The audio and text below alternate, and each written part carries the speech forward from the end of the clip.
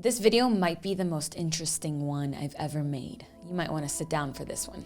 Hello my loves, welcome back to my channel. If you're new, I'm Leeor Alexandra. Welcome to the B community. On this channel we talk about the law of attraction, spirituality, personal development, self-development, and so much more. Forgive me for the clickbaity title. However, this might be the most interesting video I've ever done, so you will want to stay till the end. And it's partially true.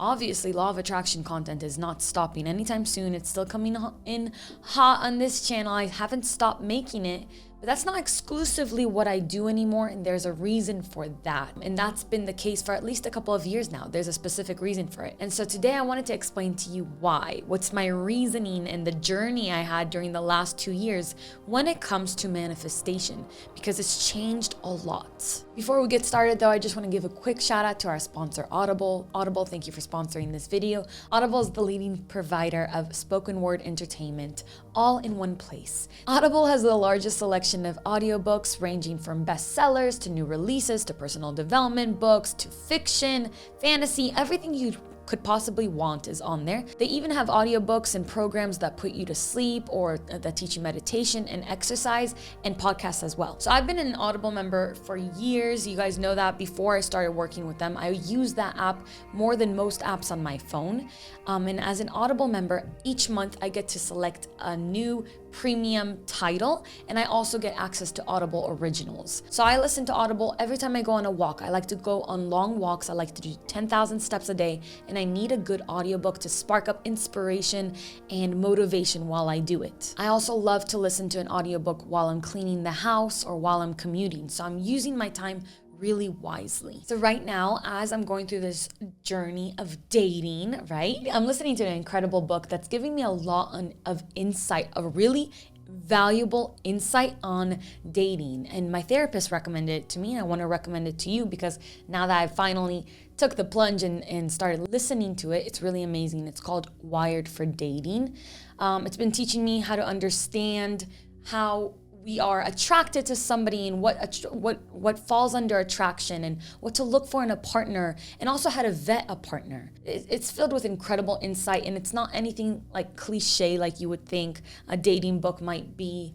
I really have gotten so much out of this book. So if you're interested in something like that, if you want to check out this listen, you can do so for free if you haven't tried out Audible yet by going to audible.com/Leeor or texting Leeor to 500-500. I'll have it here in the description below. You'll even get to keep the book forever if you don't keep your membership, which I think is a very cute thing of them to do. Give yourself the gift of listening, and for more, go to audible.com/Leeor or text Leeor to 500-500. Thank you, Audible, for sponsoring this video. So in the last few years, specifically since 2020, I would say, my journey with manifestation has deepened greatly. And I do think it was triggered by a plant medicine ceremony experience where I saw this other world. And every time I do this specific medicine, I'm always shown these spirits that show me the thought realm, which basically they show me, look, every thought that you have exists here, and every thought that you have comes from here. It's like this cyclical thing. So that's where it started, okay? So while I still subscribe to the school of thought that says you attract what you are and that your thoughts create your reality and, have a positive vibration in order to have a positive life, I'm totally behind that, but my basis of understanding of why it works has deepened significantly. And I've tried to create content about that. I don't know if please let me know if you watched my videos where I explain the true process behind manifestation that goes even deeper than the law of attraction, in my opinion. So let's talk about that first, about the concept of how we create our reality through thoughts, okay? That's what I want to discuss first. So our thoughts create our reality. This is true, but how exactly? And some of us don't need to know the mechanisms behind things, but me personally, I like to understand how a thing works. I'll take something apart in order to put it back together because I want to understand the mechanics of it, really. So when was the last time you got a thorough practical breakdown of why your thoughts are so powerful? There's so many reasons why they're so powerful, but I'm basically going to give you the more esoteric, deep knowledge, the universal inherent truth of why our thoughts create our reality. So bear with me, all right? Thoughts exist in the thought world. Now, this is most likely the astral plane. From my understanding and my experiences in this realm, seeing this realm, the thought realm, imagine kind of like a world like ours, but not as organized, if you will, and it exists in another dimension, okay? So there is a possibility that the astral world and the thought world are actually separate but parallel realities, parallel dimensions.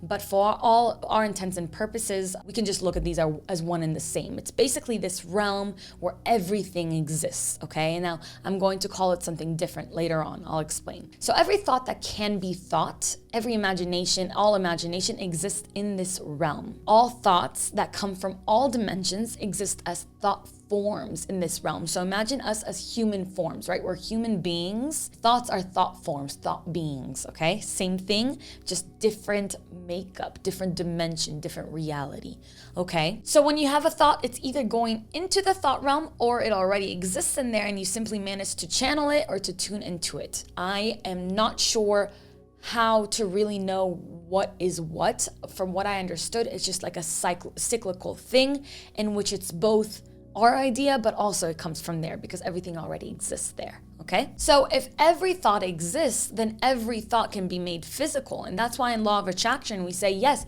anything you can dream of, you can manifest. It just requires a system to put into place to make that happen, right? So thoughts become things. That's another saying that we say a lot and that we hear a lot in the spiritual manifesting community. And that's again true, but how? How do thoughts become things? So this is where what led me to kind of taking a step back from the manifestation content. Let me explain. So thought forms become more physicalized when they are nourished. When they're in the thought realm, they are not physical, okay? They're almost physical, to be honest. They're almost as physical as, consider how physical this microphone is in comparison to how physical a cloud would be. So we are super physical. A thought form is more like a cloud, okay? So it's not as physical, but it has a tiny bit of density because it is in this fourth dimensional plane. When a thought form is nourished with our energy and our intention, our attention, it becomes more physicalized. It becomes denser.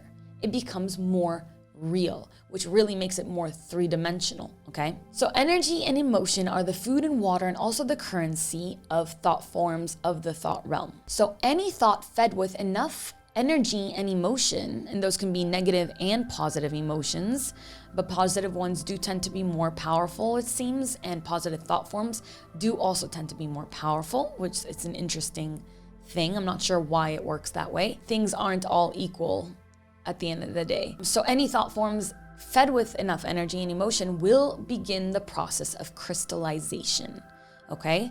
Something crystallized becomes physical in this reality. So this is where the chakra system comes in, actually, okay? So the chakra system obviously has its roots in Hinduism, but it is something that we all have, and it's a universal truth. And the subject of chakras is huge, and we could talk about it for days, but in today's video, we're discussing it in the context of manifestation. Okay, so we have the 7 chakras. We have the crown, the third eye, the throat, the heart, the solar, the sacral, the root. I hope I didn't miss any of those. 7 chakras, okay?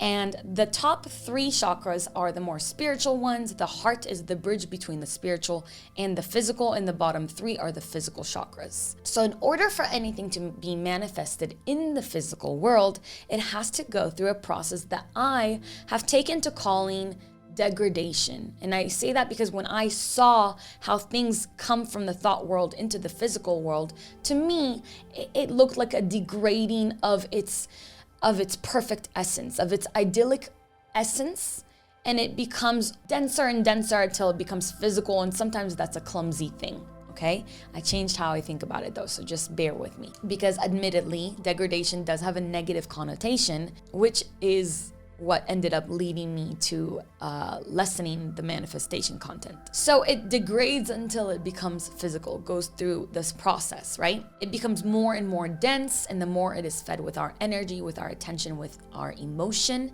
it is birthed into this world. So how does that relate to the chakra system? Basically, the thought forms go through each chakra to become more physical and more dense.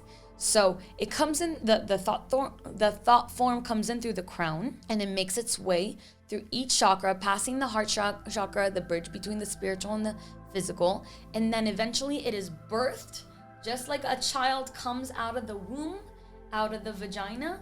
It is birthed through the root, okay, through the root chakra. It becomes real. It becomes a physical manifestation. Now, thoughts don't have to necessarily become physical things. It's not just, I'm birthing a nice pair of shoes.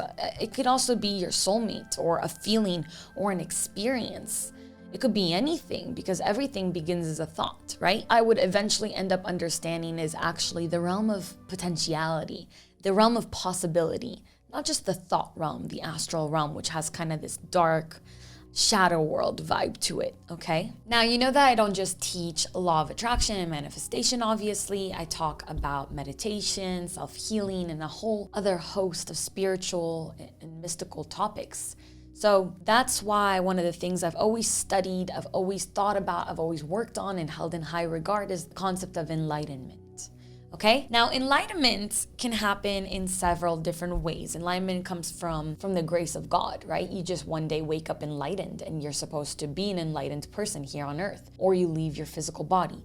Enlightenment can come from daily meditation, from a strong meditative practice. Enlightenment could come from certain plant medicine experiences. I don't personally know anybody who actually became enlightened in a true sense of the way through plant medicine, but I mean, I'm sure it can happen. Enlightenment can come from raising Kundalini energy. Now, when you raise Kundalini energy, you raise it through the chakra systems, from the root to the crown, okay? So even if you're not intentionally raising Kundalini energy, when a person does become enlightened, that energy, that serpentine energy, does raise up from the root to the crown. So there's always an upward journey when we work with chakras. Let's heal them, root to crown, always root to crown. And so I started to struggle with the idea, is enlightenment the exact opposite of manifestation? If enlightenment is going up the chakra system and manifestation is going down, is it antithetical to enlightenment and to living a holy, enlightened life, to be manifesting into this physical reality? When we become enlightened, earthly matters and the physical realm become less real and less important. It's like we're half in this world, half in another world. We leave behind the illusion and our eyes focus on the Creator, on the truth. And when we manifest, the process is directly the opposite. We're often bringing more importance to earthly physical things. So basically, I noticed that when we manifest, it's very often to create a more fulfilling physical life rather than necessarily a spiritual one, right? Many of us start to manifest to get ourselves out of bad physical situations, out of poverty, out of abuse, out of negative environments. And then many of us still manifest in order to have bigger homes or better cars or nicer bodies, right? And it's all okay. Obviously, I come to this idea later.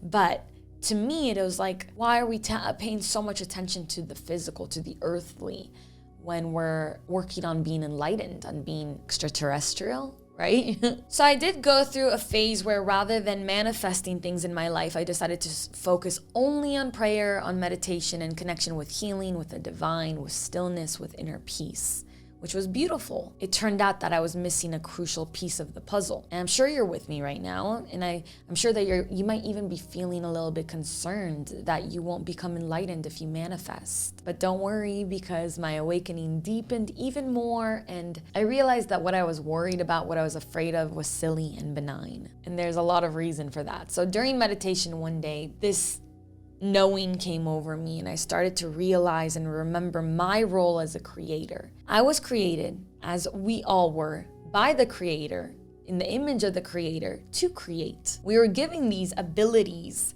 and these instructions to use them by a higher power, and all these different religions and all these different cultures and indigenous knowledge tells us how to do this. This knowledge is everywhere. It's the essence of the human being to create. It's true that for a very small few of the population, manifestation is not part of their path. Enlightenment is their path. The rejection of physical life in order to live an exclusively spiritual one. And that's beautiful. It really is. And that's special. There are people like ascetics, I think I'm saying that right, and real yogis and nuns and monks who forsake and reject the physical experience completely for a spiritual one. But for most of us, for the average human, enlightenment is not necessarily the goal, not a goal that needs to be attained before the end of our lives, and I'll tell you why. The truth is, when it's our time to go, when it's our time to leave this body, we instantly become enlightened. We know God then, we know the Creator then truly, and we don't need to do anything to know the Creator in this way. Enlightenment eventually comes to all of us. It's not something that we're going to miss out on. I remembered then that we came into physicality for a reason, okay? We wanted to experience the physical world. We wanted to create in this way, in this slower way than we're used to in other dimensions. Sure, I can choose the path of enlightenment, but to me personally, it feels like a waste of the human experience. For me, not for everybody. Again, I have so much respect and I look up to people who have given up worldly pleasures in order to just live in divine connection all the time. That's incredible. But I personally think that there's a way to be both, to do both. And that's who I've always been. And I had to return to that, to be a spiritual person and to also be a creator. And so I chose instead to simply live my life by the principles of enlightenment and the principles of awakening that I had been privy to, that I had seen in my awakening in my early 20s, in my experience of the grace of God. And those principles are unity consciousness, the concept, the understanding that we are all one, that we all come from the Creator, we're all spark of the Creator, and we're the same thing as each other. We're all connected, and that everything is perfect and going according to a divine plan. And lastly, but most importantly, I would say that love is all there is. We come from love, we return to love, and we are love, and we are unconditionally loved. We can do no wrong. We can do no wrong. And I know that's hard for people to accept. I'm a religious person myself. I do have Judaism as my faith, and I have found that people of my faith, when I say that we won't be judged, they don't like that. And I am not going to blame them because they know what they know and I know what I know. I know that we're unconditionally loved, unconditionally, forever. We can do no wrong.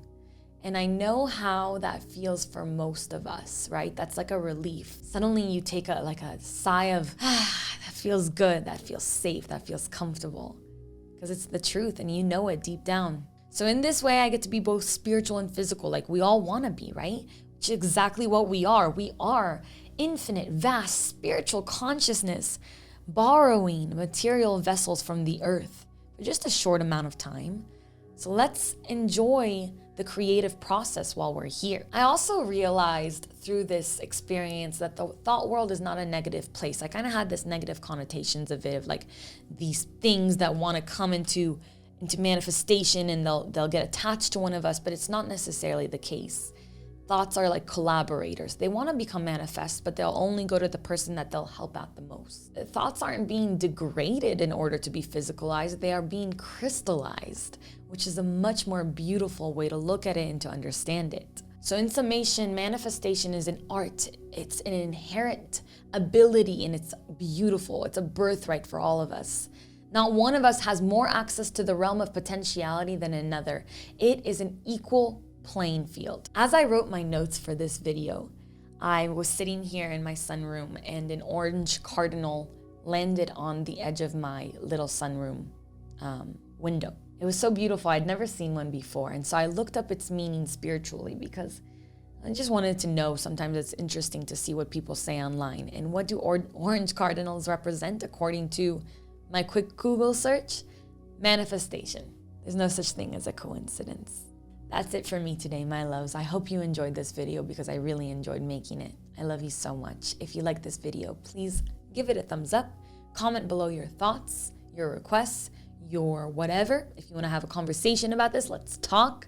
I'm always open to new ideas and to expanding my horizons and my opinions. So let's have a conversation. I love you. And until next time, as always, keep your vibrations way, way, way up. Bye.